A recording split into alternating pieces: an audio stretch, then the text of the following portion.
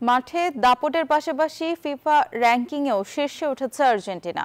এক ধাপ এগিয়ে এখন ২ নম্বরে লিওনেল মেসির দল। অন্যদিকে ছন্দহীন ব্রাজিল নেমে গেছে ৭ নম্বরে। আগের মতোই শীর্ষে আছে স্পেন। এদিকে সুখবর বাংলাদেশের ফুটবলেও এক ধাপ এগিয়ে এখন ১৮৩ নম্বরে হামজা জামালরা। মাঠে দাপট, র্যাঙ্কিংয়ে উন্নতি, সব দিক থেকেই দারুণ সময় কাটাচ্ছে বর্তমান চ্যাম্পিয়ন আর্জেন্টিনা। বিপরীত চিত্র ব্রাজিলের। মূল দল থেকে শুরু করে যুবদল, সব জায়গাতেই যেন হতাশার ছায়া সেলেসাওদের ঘিরে। সর্বশেষ ফিফা র্যাঙ্কিং সেই বাস্তবতাকেই আরও একবার চোখে আঙুল দিয়ে দেখিয়ে দিল। নতুন প্রকাশিত ফিফা র্যাঙ্কিংয়ে এক ধাপ এগিয়ে দ্বিতীয় স্থানে উঠেছে লিওনেল মেসির আর্জেন্টিনা।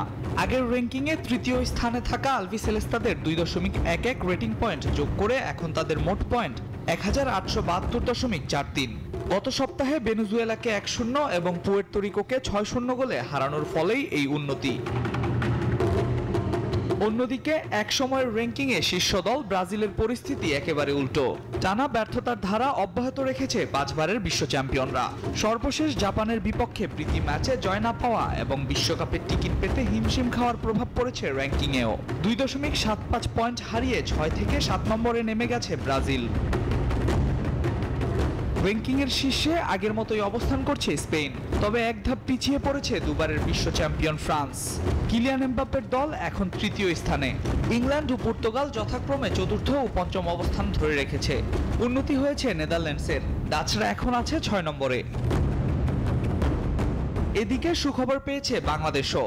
এক ধাপ এগিয়ে ১৮৩ নম্বরে উঠে এসেছে হাবিয়ার কাবরেরার শিষ্যরা।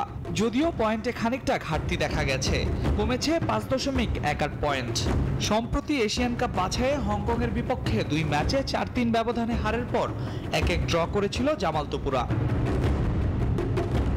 আল মাহমুদ ফাহিম, নিউজ 24। যুক্তরাষ্ট্রের ১ নম্বর জিম চেইন গোল্ড জিম এখন আবারও বাংলাদেশে। বসুন্ধরা আবাসিক এলাকা ও বসুন্ধরা সিটি শপিং মলে